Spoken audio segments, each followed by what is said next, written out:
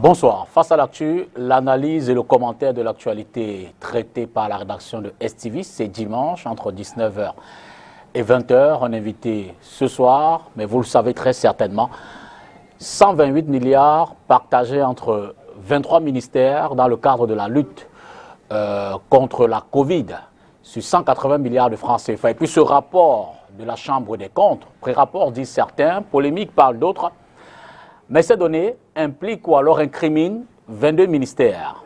19 ont été entendus, ou du moins ont accepté de répondre ou de donner des documents aux enquêteurs de la Chambre des comptes. 2 ne l'ont pas forcément fait. Des sources annoncent également que des ministres ont été entendus cette semaine. 2 ministres déjà entendus. C'est-à-dire que la Covid devient Covid-gate au Cameroun.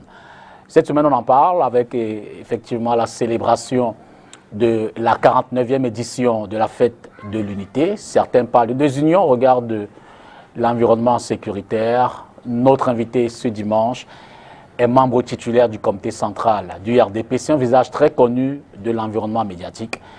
Hervé Emmanuel Combe, bon dimanche de Pentecôte. Merci beaucoup. Que le Saint-Esprit inonde tout le monde.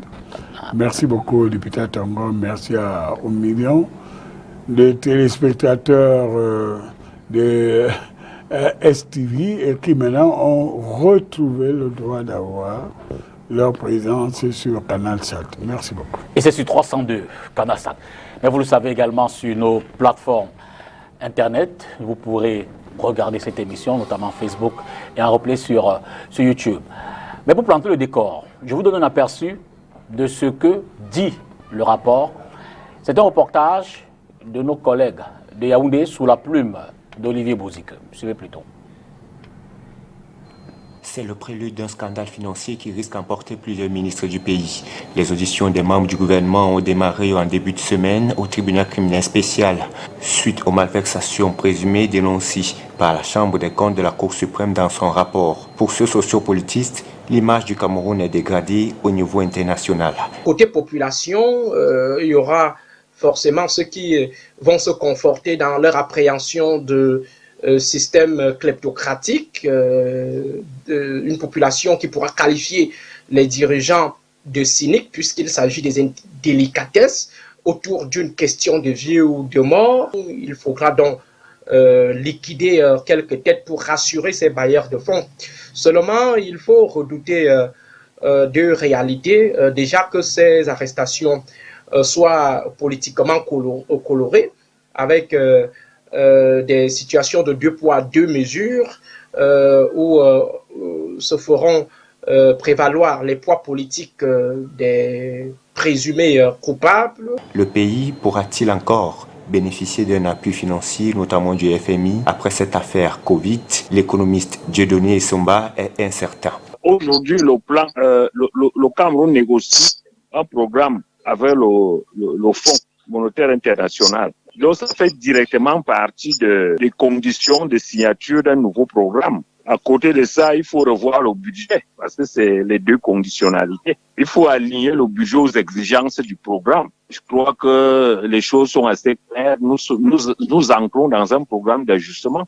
Si déjà un nombre aussi important de membres du gouvernement sont appelés devant une instance judiciaire pour se justifier d'une opération de gestion, on peut penser qu'il y a au moins de graves soupçons de mauvaise gestion. En clair, l'on s'achemine vers une nouvelle phase de l'opération Épervier qui sera cependant moins spectaculaire que les précédentes, selon cet expert. Les auditions peuvent se solder par un résultat de tsunami dans un verre d'eau, c'est-à-dire que rien à se mettre sous la dent ou rien à mettre sous la dent de l'Épervier.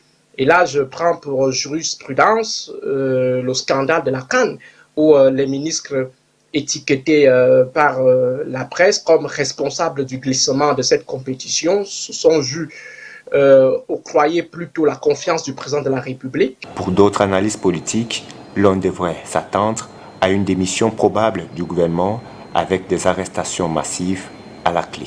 Hervé Emmanuel Combe, avant peut-être de rentrer dans le fond de l'affaire, il est peut-être bien déjà d'essayer de comprendre comment fonctionnent les institutions judiciaires ou d'enquête au Cameroun par de façon triviale. On parle de la Chambre des comptes, on connaît la NIF, il y a le contrôle supérieur de l'État, il y a la CONAC, il y a au sein des ministères un certain nombre de mécanismes pour lutter contre la corruption et autres. Dans tout cela, quelle est la place et le rôle de chacune de ces institutions, si on peut le dire comme ça? Merci, député Tongo, parce que vous donnez l'occasion pour qu'on remette un peu les choses en place. D'accord. D'abord, sur le plan global, aucune lutte contre les détournements de fonds, les agressions sur la fortune publique ne peut se faire hors de la sérénité et du respect de l'état de droit. Et dans un état de droit, le principe de présomption d'innocence est la base de notre juridiction au Cameroun. Le Cameroun est un état de droit. J'ai entendu dans le commentaire tout à l'heure du sociopolitiste qui intervenait, et présomption de culpabilité. Mais non. Il n'y a pas de présomption de culpabilité au Cameroun. Jamais. Dans le fondement du programme politique et de la République que propose Paul Biya, il y a une présomption de culpabilité. Nous sommes une République fondée sur la présomption d'innocence. Deuxièmement, les enquêtes, les différentes enquêtes qui sont des rapports d'étape, vont être confrontés au principe de la contradiction. Et c'est de la contradiction que viendra, n'est-ce pas, la religion de ceux qui sont en charge de prendre des décisions pour lutter contre la préoccupation. Quand je l'ai dit, il ne faut pas qu'on interprète comme actuellement les poubelles sociaux ont tendance à faire croire que toute personne qui demande la sérénité serait un supporter des détourneurs, non? Pour moi, celui qui détournerait des moyens qui sont mis à la lutte contre le Covid-19 est assimilable à un soldat qui vendait les munitions aux adversaires, par exemple, dans notre combat contre Boko Haram, les sécessionnistes terroristes du nord-est et du sud-ouest. Donc, actuellement, nous avons affaire à une situation, il faut qu'on ramène tout cela dans la sérénité. Le Cameroun, qui a été qualifié comme quelqu'un qui a mené une très bonne bataille contre le Corona-19, doit faire aussi la lutte contre la transparence, qui est fondamentale, un moyen fait dans la sérénité. Alors il y a plusieurs institutions qui participent à cela, avec tout le respect que je dois, par exemple, à la Cour des comptes. La Chambre des comptes ne fait qu'un rapport d'étape qui ne peut servir que d'une base dans des documents judiciaires pour envisager éventuellement les poursuites contre ceux qui pourraient être... Mais comment se déroule ce rapport? Je veux dire, les données, comment est-ce qu'on les recueille? Est-ce que les personnes concernées sont confrontées? Est-ce qu'il y a des éléments, ils s'installent dans un ministère, ils convoquent tout le monde, tous les responsables qui étaient en gestion? Ça se passe comment concrètement? Non, réellement, c'est que la Chambre des comptes travaille sur une commande de sa hiérarchie, c'est-à-dire un ministère ou une institution ayant autorité sur elle pour l'actionner, pour vérifier la réalité des comptes faits par une institution, mais elle n'est pas seule. Vous avez le contrôle supérieur, n'est-ce pas, des comptes, qui s'appelle le CONSUPÉ. Vous avez aussi d'autres institutions qui participent à toutes ces vérifications pour la transparence, qui peuvent être la NIF, la direction des enquêtes économiques de la DGSN et tout ça, et qui doivent déboucher sur un rapport qui ne devient un rapport officiel que lorsqu'il est éprouvé par la contradiction des personnes mises en cause. Donc, nous sommes encore dans un système, et moi je préfère ce système, parce que c'est un système qui peut paraître long pour ceux qui sont pressés de décider du sort des uns des autres, mais qui garantit la présomption d'innocence et l'équilibre des pouvoirs que nous avons dans notre pays. Donc, nous sommes devant une situation où il ne faut pas laisser le ragot, le Congossa, même du haut de la tribune de l'Assemblée nationale, emporter sur la sérénité que doit avoir la République par rapport à une situation. Mais il y a quand même je veux dire qu'il y a quand même des éléments qui portent à interrogation. Il y a que d'abord ce rapport se retrouve sur les réseaux sociaux. C'est dommage. Qui est un élément, c'est dommage. Monsieur Dupita Tongo, vous venez de mettre le doigt sur quelque chose qui choque. C'est que la République doit avoir une puissance verticale. Et sa puissance verticale n'a d'autorité que lorsqu'elle n'est pas piratée, pillée par des intempéries qui n'ont rien à voir avec la sérénité d'un État. Et justement, la question que je voulais mettre, c'était de savoir si... Est-ce que ça ne met pas du discrédit sur cette institution dont les documents se retrouvent sur la place publique? Écoutez, à partir du moment où on juge les gens avant de les avoir jugés, ce n'est pas un pléonasme. On s'interroge sur la qualité du jugement qui est fait. Les documents qui vont à gauche et à droite, c'est une atteinte à l'autorité de l'État, à la sérénité du pouvoir public et qui perturbe l'ordre public. C'est un désordre, c'est un trouble à l'ordre public. Le fait que des documents qui servent pour édifier la transparence d'un problème qui touche à la sécurité de l'État se trouvent dispersés et vont dans tous les sens.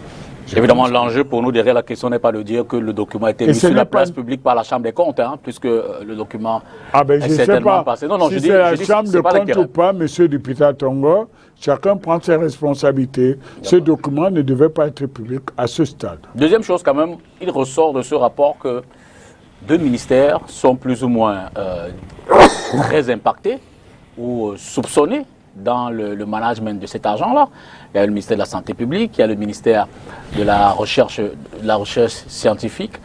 Et on peut s'apercevoir effectivement que toute la polémique, tout le scandale est plus ou moins venu de ces ministères dont des éléments de ce pré-rapport donnent l'impression qu'entre les passations de marché, le copinage, les surfacturations, la méprise des coûts et tout le reste, c'est un véritable scandale.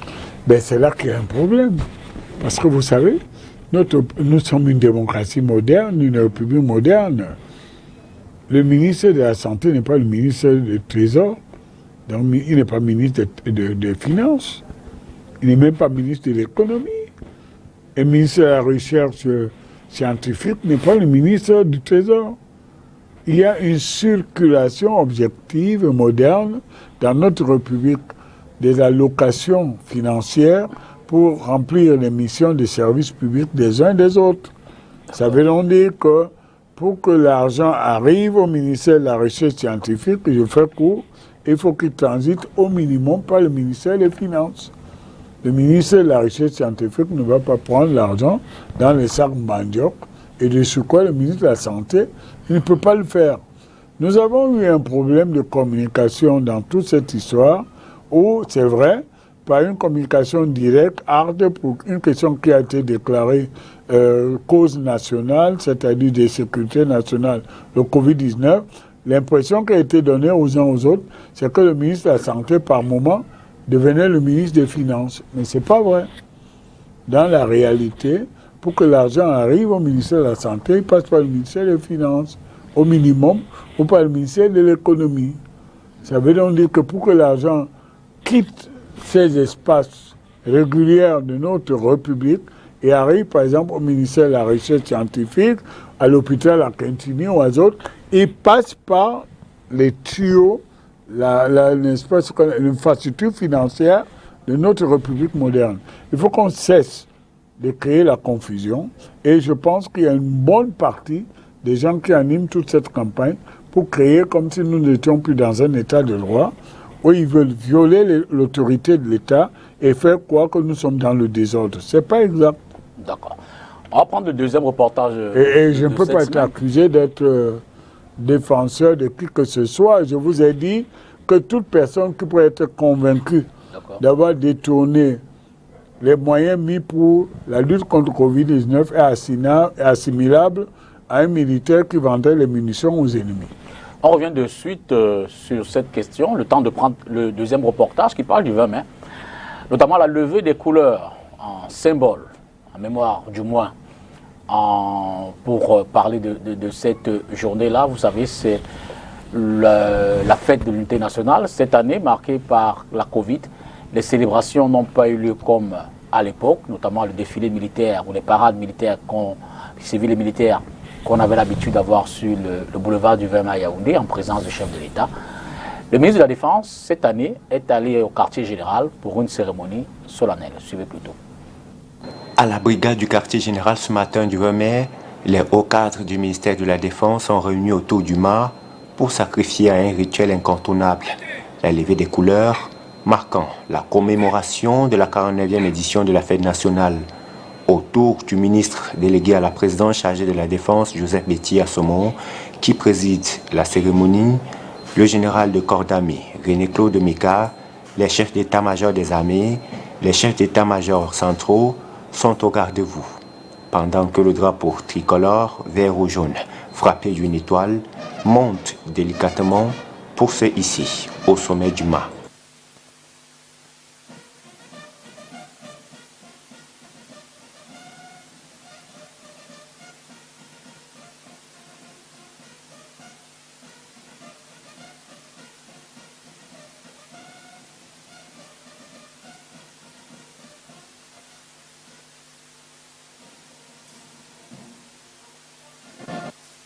C'est un rituel fortement symbolique pour l'unité nationale du Cameroun qui se tient cependant dans un contexte de crise sanitaire Covid-19, laquelle pandémie provoque depuis 2 ans l'annulation de la parade militaire avec le port du masque de protection obligatoire pour tout le monde. Cette cérémonie, qui a duré une quinzaine de minutes, s'est simultanément tenue au sein de plusieurs postes de commandement des forces de défense sur l'ensemble du territoire national. Hervé Emmanuel, comme reparlons Covid-Gate, comme la presse baptise du moins ce rapport-là, peut-on penser qu'à l'issue, puisque la procédure, ou du moins les enquêtes se sont poursuivies, qu'à l'issue du processus, un certain nombre de choses pourraient être évacuées, confirmées. De votre point de vue, quelle peut être la suite à donner? Quelle peut être la suite que pourrait prendre? D'abord, je voudrais rendre hommage à nos forces de défense et de sécurité. On y revient, d'accord. N'est-ce pas? Je pense que la symbolique de la fête nationale a été maintenue au plus haut et que le président a donné des ordres qu'il fallait pour que la flamme du Cameroun, le Cameroun invincible, reste éternelle. Et c'est pour ça que je pense que Joseph Betty Assomon et toute son administration a eu raison de faire une cérémonie de cette qualité-là. Et je voulais vous dire, c'est quelque chose d'extraordinaire parce que quand vous voyez le quartier général, qui est un des sanctuaires de notre sécurité, hein, quand je regarde cela, je pense au général Melengui, Donatien, à tous les autres, c'est le lieu où nous avons notre force. Et ça veut donc dire que le 20 mai a été célébré là où il fallait, parce que, bon, personnellement, je vous le dis, ça ne regarde que moi. Moi, je suis plutôt partisan des défilés militaires. Parce que le choix que nous avons retenu, qui est un choix pertinent, du mélange entre le civil et le militaire pour montrer l'osmose entre la nation et l'armée, est un choix pertinent. Mais c'est un modèle qui est un peu chinois, soviétique et tout ça. C'est un modèle. Mais quand je vois les images que vous avez envoyées, je suis fier d'être Camerounais, parce que le Cameroun est éternel. Bon, le Covid-19 nous attaque, c'est une cause de sécurité nationale. Nous avons manifesté notre caractère éternel et que tout le monde respecte cela. Et pendant ce temps, nos forces de défense et sécurité sont sollicitées sur des théâtres qui ne se sont pas arrêtés. Et ce sont des forces invincibles, et je dis bravo. D'accord, revenons au Covid. Et reparlons donc de la question de tout à l'heure. Quand on regarde le pré-rapport, je le disais, peut-on penser que la suite peut être trop différente, moyennement différente, similaire à ce qu'on a pu observer là dans ce rapport, qui incrimine, qui indexe nommément un certain nombre de responsables? On parle de 30 fautes relevées. Député Tongo, vous êtes réputé pour un des médiateurs les plus sérieux de ce pays. Et je ne voudrais pas que vous laissiez dans la pente savonneuse du populisme que certains veulent créer. C'est donc l'occasion d'étape. de lever toutes les interrogations. Voilà, un rapport d'étape n'est qu'un rapport d'étape. Il est contradictoire. Vous n'allez pas devant le tribunal de Ndokoti ou de Yaoundé centre administratif avec les réquisitions du procureur qui vous condamne. Le procureur ne condamne pas. Un rapport fait partie des éléments dont se sert la réquisition, le procureur, pour vous dire ce qu'on vous reproche. Il y a la contradiction, et c'est de la contradiction que doit jaillir la vérité. Vous comprenez? Donc, moi, ce n'est pas une solidarité systématique, automatique de mes camarades qui pourraient être pris dans cette enquête. Il faut de la transparence. Et je vous ai dit tout à l'heure, député Tongo, que quelqu'un qui trahirait la lutte contre le Covid-19 pour son enrichissement personnel est assimilable à un militaire qui vendrait les armes aux adversaires. Mais le principe de notre République que veut Paul Biya, une République juste, égalitaire pour tout le monde, c'est la présomption d'innocence. Laissez la contradiction aller jusqu'au bout. Et lorsque les institutions qui ont été agréées et affectées pour cette mission, dont le TCS, vont déclarer officiels ces rapports, alors ce seront des éléments de la procédure. Vous voulez dire que l'opinion s'est trop vite emballée. C'est pas seulement l'opinion, il y a des gens qui veulent faire le buzz sur l'événement, comme Jean-Michel Nietzsche et compagnie. Je cite, je lui fais trop d'honneur.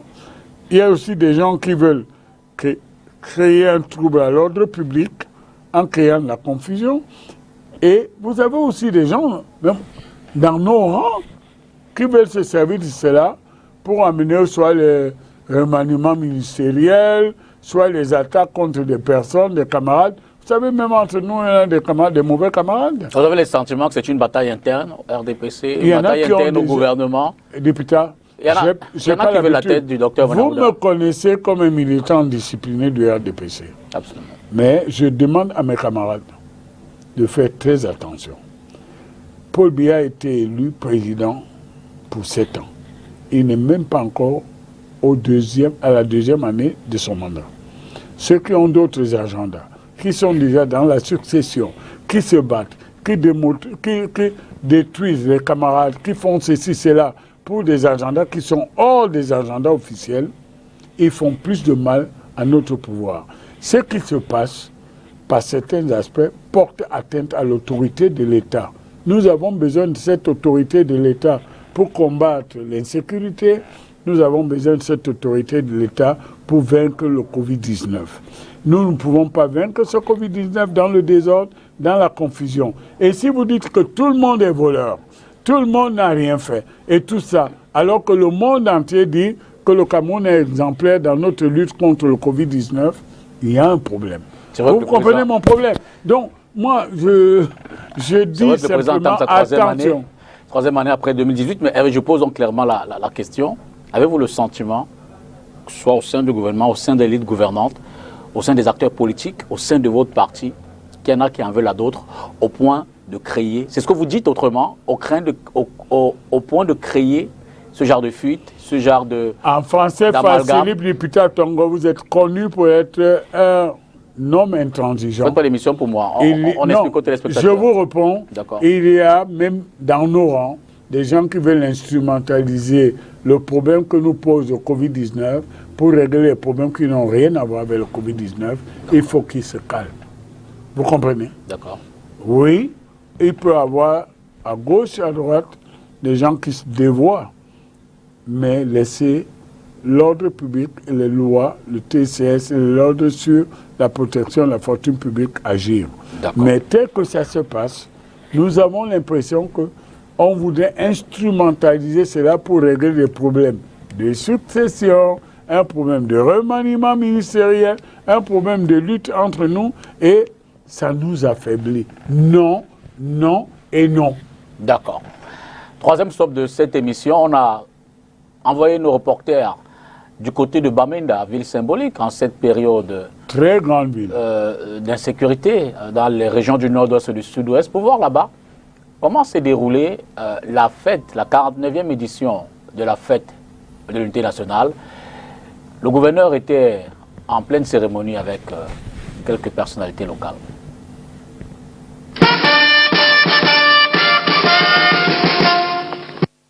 The absence of the 20th May festivities was an opportunity for authorities in the northwest region of Cameroon to demonstrate peace and unity.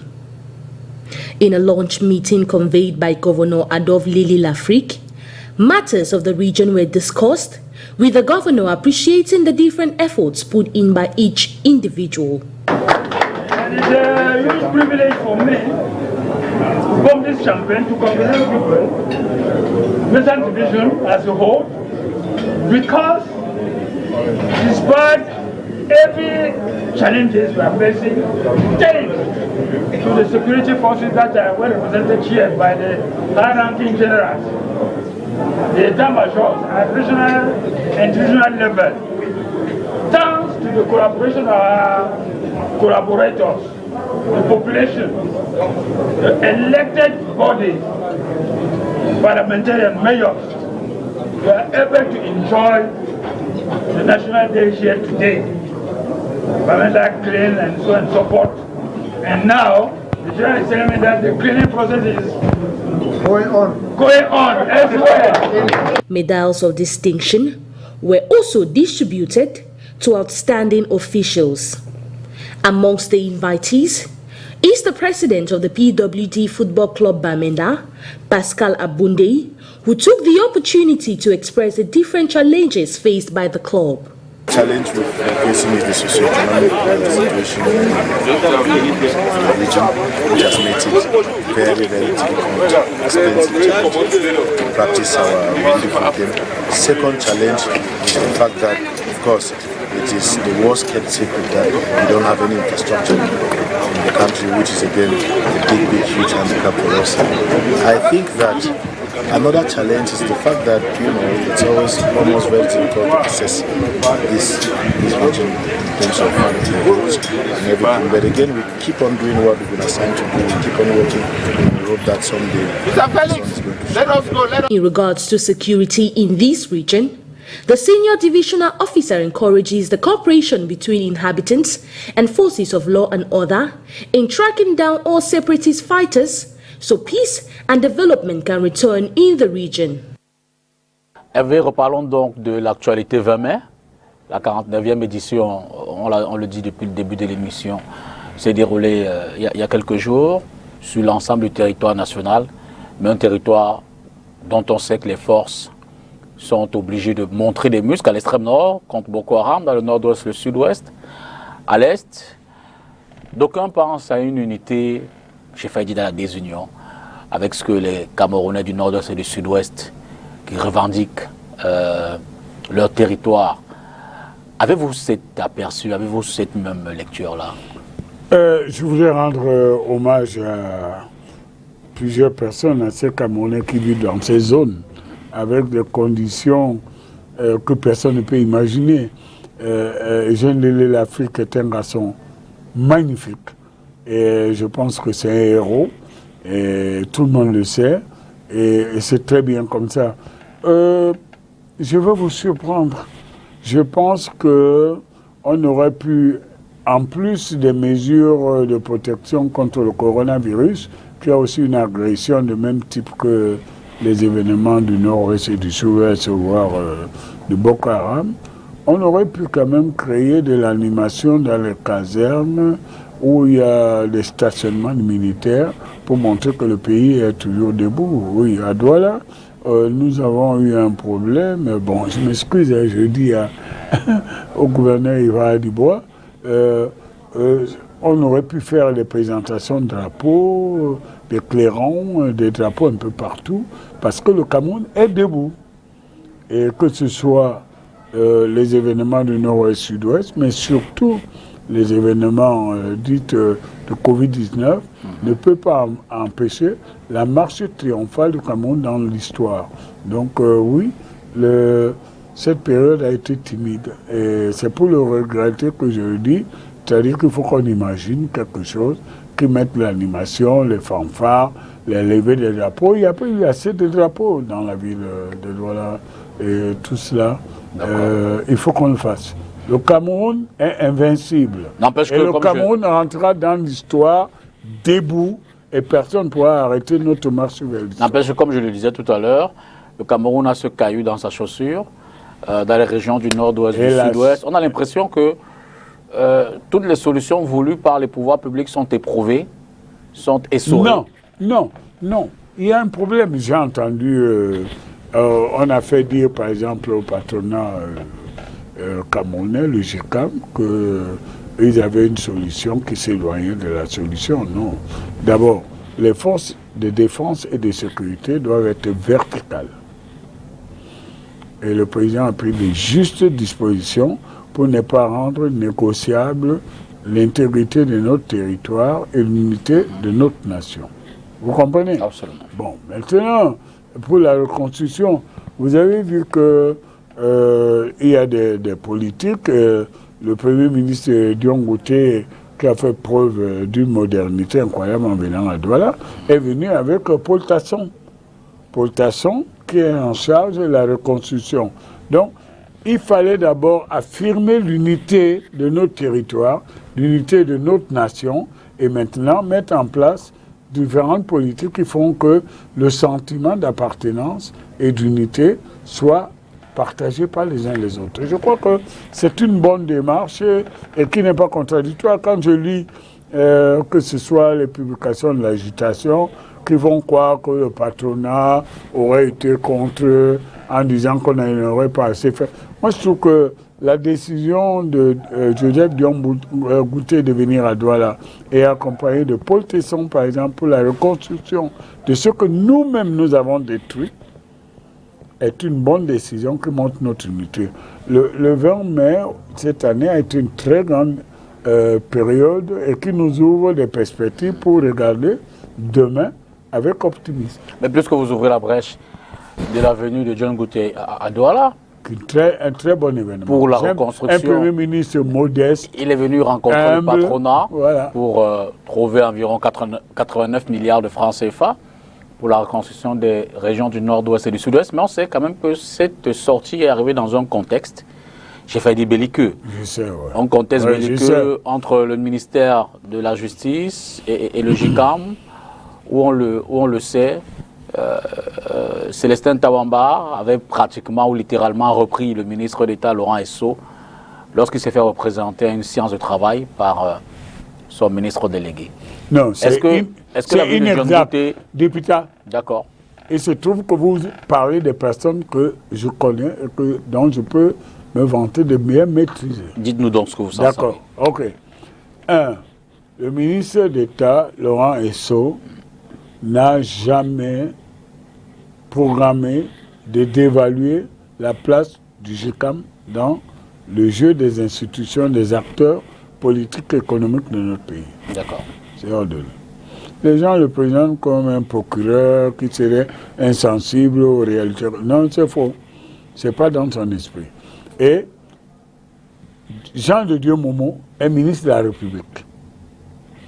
Ce qui s'est passé est derrière nous. Et la présence du Premier ministre Joseph Dion Ngouté et de toute son équipe est l'affirmation du fait que le gouvernement n'a jamais voulu dévaluer ni le GICAM ni les partenaires au développement. Fermons les parenthèses et les guillemets, revenons à l'essentiel. Et je trouve que c'est une visite qui était magnifique.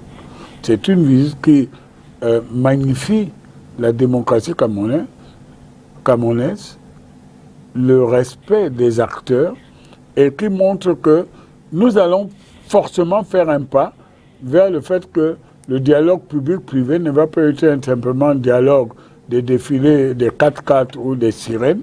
Ça va être un dialogue des acteurs qui veulent faire monter le Cameroun. Moi, je suis heureux de cette évolution. Donc, ceux qui veulent faire dire à Tawamba ce qu'il n'a pas dit, vous connaissez mes liens avec lui, il n'est pas du tout dans cette mouvance. Ceux qui veulent dire à Laurent Esso ce qui n'est pas son point de vue, vous connaissez mes liens avec lui, est absolument faux. Et ceux qui veulent faire jouer le rôle au Premier ministre... Le sapeur-pompier. Bon, donc c'est le Cameroun qui est fort quand il met en fusion toutes ses puissances et ses forces pour aller de l'avant. Et je suis heureux de cette perspective. Merci de cette question parce que il y a trop d'agitation dans le discours politique au Cameroun. Il faut parfois amener un peu... Est-ce que ce n'est pas aussi la résultante de ce que d'aucuns ressentent ou pressentent ou disent comme étant la fébrilité des pouvoirs publics? Non, la mauvaise communication. Voilà. Je vais vous aider. C'est l'un des aspects. Nous avons une communication publique, et qui n'a rien à voir avec le ministre René Emmanuel Sadi, mais une communication sur des éléments précis qui parfois s'éloignent de l'intérêt de ce que nous avons et peut créer la confusion des interrogations sur les éléments. Vous avez vu, par exemple, on fait marcher le train entre Douala et Yaoundé, ça va dans tous les sens, parce qu'on laisse la parole à des gens qui n'ont pas qualité, on désigne ceci, on fait ceci. Donc, je crois qu'on a un problème de communication institutionnelle qu'il faut corriger.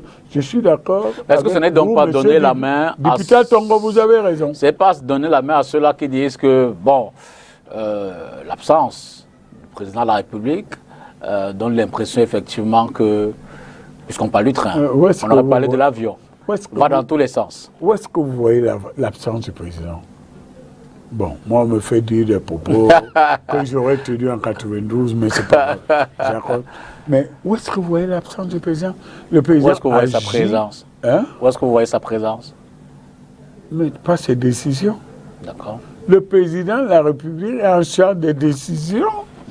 Excusez-moi, j'ai un privilège, moi, au moins, d'avoir rencontré le président dans des situations qui ne sont pas... N'empêche que vous constatiez tout à l'instant. Non, monsieur Dupita, que ça avait le sentiment d'aller un peu dans tous les sens. Oui, le président de la République est en charge de l'essentiel. D'accord. Et décide, prend des décisions pour mettre fin à des situations contraires à l'intérêt général ou stimuler l'orientation. Mais qu'est-ce que donc justifie que la parole des pouvoirs publics, du gouvernement... Tout le monde vous respecte au Cameroun. Ah, moi aussi. S'il vous plaît. Moi aussi, je vous respecte énormément. Ne faites pas le coup des médias. Non. Vous êtes revenu dans le canal, c'est une bonne chose. C'est l'occasion de parler aussi des questions qui fâchent. De l'oxygène, non, allez-y. Voilà, on en parle. Tout le monde vous respecte. On en parle. Ne laissez pas les gens vous faire jouer à Paul Biya le rôle qui n'est pas le sien. Moi, j'attends davantage pour répondre à mes questions. Ma réponse est celle-ci. D'accord. Elle est celle-ci. Paul Biya est président de la République. Il agit en tant que président. D'accord. Il n'est pas président d'un groupe, d'un club ou d'un endroit fermé. Vous comprenez? Absolument. Donc, quand il y a une question essentielle, et vous avez le droit de poser des questions où on attend les réponses du président. Par exemple, il faut faire cesser le trouble à l'ordre public qui consiste à créer la confusion sur les problèmes du Covid-19 et tout ça. Et dire quelle est la procédure qui doit la respecter. Tout le monde doit respecter et attendre sereinement les décisions. Vous avez raison. Ça, c'est le rôle du président. Il va le faire. Il l'a fait. D'accord? Mais le président ne doit pas se mêler des affaires de Congossa au quotidien, de qui a embrassé madame qui, et qui n'est pas arrivé à son rendez-vous, qui a fait ceci. Chacun de nous est comptable de ses comportements et le président sanctionne. D'accord. Retournons à Yaoundé en quelques mots pour suivre cette séance de travail, ou du moins le point de presse donné à l'issue de la rencontre du comité exécutif de la FECAFOOT, qui s'est déroulée à Yaoundé. Puis derrière, on va parler de la CAN, puisque le ministre Moël Kombi est en ce moment en train de faire les tournées d'inspection des infrastructures. Écoutons d'abord le président de la FECAFOOT en quelques minutes. Ce comité exécutif se tient dans un contexte de fin de saison sportive ou mi-saison sportive annoncée, avec des exigences de calendrier imposées par la CAF. Vous savez qu'elle a fixé au 30 juin la date limite de recevabilité de l'engagement des équipes aux compétitions interclubs l'année prochaine, ce qui nous oblige à désigner des représentants camerounais dans ce délai, ce qui représente un immense défi pour la FECAFOOT et les clubs au regard de ces délais impartis. Ces clubs qui eux-mêmes font face à des pressions de charges de fonctionnement entendent avec grand espoir attendent avec grand espoir la subvention de l'État pour le paiement des salaires des joueurs et des encadreurs. Et à ce titre-là, nous avons reçu, n'est-ce pas, un collectif de présidents de clubs ici, conduit par M. Franck Capi, pour entendre leur position sur ce sujet. Nous avons bon espoir que leurs doléances seront entendues par nos autorités pour permettre une fin harmonieuse du championnat professionnel. Voilà donc le Seydou Bombon-Djoya, le président de la FECAFOOT, dont on a pu effectivement écouter un ou deux mots à l'issue de la rencontre de cette semaine du comité. Un mot peut-être sur l'organisation des championnats, avant qu'on ne parle en d'autres mots également de l'organisation de la CAN qui arrive. Écoutez, je suis un ami de Seydou Bombon-Djoya, le prince, mais je pense que nous ne pouvons pas parler de ce qui devrait durer 2 minutes en un an, en une année. Vous comprenez? Il y a des décisions, nous sommes dans un état de droit, il y a des décisions qui font que la FECAFOOT est un organe intérimaire de gestion pour aller très vite vers la régularisation du football camerounais par rapport aux droits national et international. Vous comprenez? Donc arrêtez, on ne peut pas faire des réunions où on invite mon excellent jeune frère Francis Happy pour parler du truc. Mais il représente quoi? Nous sommes là dans un film, c'est une imposture. Nous devons, avant la CAN, nous mettre à l'ordre. Je sais que le Cameroun est allé à plusieurs Coupes du Monde avec des comités de normalisation. C'est plus acceptable. Et je vous dis ça au nom du président. Je vous le dis au nom du président Paul Biya, sans mandat, qui n'acceptera pas. Vous le connaissez, que nous fonctionnons dans le non-respect de la loi, de la règle, du fondamental des ce comité exécutif fonctionne avec la bénédiction de la FIFA. Ce qu'on attend de la FECAFOOT aujourd'hui, c'est que nous arrivions à l'état de droit, au respect des autres, et ceux qui nous voient, qu'elle aille à l'Assemblée générale faire élire les hommes légitimes qui respectent l'état de droit parce qu'elle est droit. N'allez pas laisser croire, malgré certaines déclarations même arrogantes, que le président accepterait une seule seconde que nous fonctionnons avec une fédération contraire à l'état de droit. Et je vous le dis, vous savez, le ministre Moele Kombi ne le dira pas. Vous connaissez son tempérament. Absolument. Mais c'est un homme de droit, c'est un agrégé de droit. Ce qu'on attend de la FECAFOOT actuelle, quelle que soit ses désignations, c'est qu'elle revienne dans le respect de l'ordre public et de la loi du Cameroun. Mais tout cela est encadré par la FIFA. Je veux dire que la FIFA a la manœuvre aussi de ce La FIFA, c'est pas parce que la FIFA marcherait hors de la loi que je vais accepter que mon pays, ce que je n'ai autre chose que le Cameroun, marche aussi hors de la loi. Donc je dis que la FECAFOOT aille vite à l'Assemblée générale, en dehors de respecter les règles, et qu'elle ne fasse plus les championnats confidentiels où on trouve des compétiteurs qui ne représentent rien. Nous devons respecter. Nous allons recevoir la CAN. Nous devons être exemplaires. Justement, vous avez vu au CHAN, ce que nous avons fait, vous-même vous aviez participé. Absolument. Le succès du CHAN nous impose de respecter la norme. Et je dis aux gens de la FECAFOOT, soyez humbles, calmez-vous, respectez l'état de droit. Justement, parlant du CHAN, je l'ai dit à l'instant, le ministre Narcisse Moele Kombi est en train de faire le tour des infrastructures. Après Bafoussam, il est allé à Garoua. Après, on l'attend à Douala, évidemment. Yaoundé est également dans le pipe. La CAF, d'ailleurs, ils sont en mission en ce moment au Cameroun. Je veux dire que, évidemment, on sort d'un CHAN qui a été une réussite selon tous les observateurs. C'est un succès incroyable. Donc pour vous, il n'y a pas d'inquiétude sur prochain CAN. Olembe, ce sera prêt? Non, je vais vous dire la vérité. Moi, je ne parle pas la langue de bois, je ne suis pas fonctionnaire. D'accord.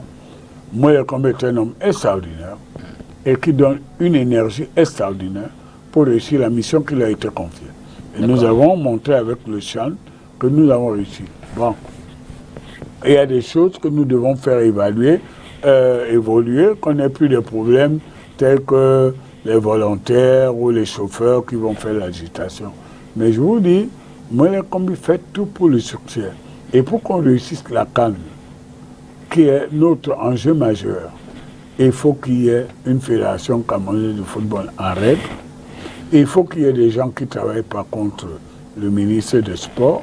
Et je peux vous dire, l'organisation qui a été faite pour le Chan a été un test où Moele Kombi a réussi à 100%. Moi, je suis désolé, je peux avoir quelques... Vous dites qu'il y a des gens qui travaillent contre le CAN, contre la CAN? Absolument. Ah bon? Il y en a qui ont travaillé contre le Chan. Ils ont perdu. Au sein du gouvernement, des organisateurs de... Gouvernement, je ne sais pas, je ne suis pas membre du gouvernement. D'accord. Mais il y a des gens qui travaillaient, que ce soit à l'Africa Foot, au reste, qui croyaient que ça allait échouer. On a réussi. Vous avez des noms? Vous comprenez? Je ne donne pas les noms, ils ne m'intéressent pas. Ils ne sont pas de les bases volumes. Mais je veux dire, globalement, le président Paul Biya a décidé de offrir la fête à la jeunesse africaine, camerounaise et africaine. Il a réussi la première étape, tester les infrastructures et nous mettre à niveau pour qu'on ait les infrastructures qu'il faut à l'échelle internationale. Alors, justement, parlant des infrastructures, non, si on peut je être termine satisfait... en disant, pour la CAN, personne ne va nous distraire, nous devons réussir la CAN. Si on peut être satisfait de toutes les autres infrastructures qu'on a pu voir pendant le Chan, la grosse question est quand même Olembe, qui est très attendu. Olembe sera recevable, mais pas dans l'ambition de Paul Biya. Il faut qu'on se comprenne. Le président ne veut pas faire les choses à moitié. Il a offert à la jeunesse. Donc on va jouer à Olembe. Une infrastructure avec des hôtels. On va jouer à Olembe avec. Si on ne les a pas, ce n'est pas la faute du président. On va jouer à Olembe. C'est pas la faute de Moele Kombi, c'est la faute de plusieurs défaillances. On va jouer à Olembe. On va jouer à Olembe. Je le souhaite avec force. Dernier reportage de ce dimanche. Ah bon, vous avez des gens qui disent qu'on ne jouera pas à Olembe? C'est un hommage. C'est un hommage, on va rendre... Monsieur le député. On va voir les obsèques. Et vous le savez, nous a quitté la vice-présidente de l'Assemblée nationale, Emilia Monjowa Lifaka. J'aimais beaucoup. Qu'on a reconduit à sa dernière demeure du côté de Bojongo, c'est dans le sud-ouest, cette semaine. C'est une vraie fille, Sawa. Mais déjà à Yaoundé, à l'Assemblée nationale, le corps de cette institution leur a rendu cet hommage. Au palais des congrès de Yaoundé ce matin, l'émotion est lourde. Les yeux larmoyants au regard de l'image de la vice-présidente de l'Assemblée nationale, l'honorable Emilia Monjowa Lifaka, députée RDPC, décédée le 20 avril dernier à l'âge de 62 ans. Députée du FACO, région du Sud-Ouest, elle siégeait au Parlement depuis 2002. Élue vice-présidente de l'Auguste Chambre pour la première fois en 2009, elle était considérée au Parlement comme la mère des députés, toujours ouverte pour le travail parlementaire. Lorsque nous nous séparions le 9 avril 2021, après la clôture de la session, elle me disait qu'elle était en train de terminer un projet d'activité parlementaire pour laquelle elle voudrait que nous travaillions ensemble. J'ai donné mon accord et elle l'a dit, on se retrouvera à la session de juin pour finaliser et donner corps à ce projet. Malheureusement, on ne se verra plus jamais. Tour à tour, membre de la commission des finances et du budget, membre de la commission des lois constitutionnelles, l'honorable Lifaka a été également membre du comité exécutif de bonne gouvernance, puis membre de la commission nationale des droits de l'homme et des libertés. Par ailleurs, la vice-présidente de l'Assemblée nationale a présidé entre 2017 et 2021 l'exécutif de l'association des parlementaires du Commonwealth. Toute une vie professionnelle passé donc au service de la nation, le Parlement lui adresse sa reconnaissance. La dernière fois qu'on s'est parlé, elle m'a appelé pour me dire qu'elle avait une belle fête qu'elle organisait. Elle voulait que je le sache, que je note la date avant de recevoir mon Bristol.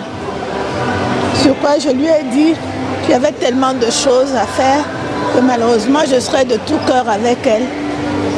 Je ne pensais pas que ce serait la dernière fois que j'aurais à entendre sa voix. Après l'hommage parlementaire, elle sera inhumée le 22 mai prochain à Bojongo, région du Sud-Ouest. Pour sortir, un mot sur Cabral Libye, vraiment la dernière question. Non, je voulais parler d'abord d'Ifaka. Vraiment en une seconde. Je l'aimais beaucoup. D'accord. Au revoir ma soeur, je t'aimais beaucoup. Tu étais une combattante, Tu as mérité. Tu as failli devenir président de l'Assemblée. Je t'aime beaucoup.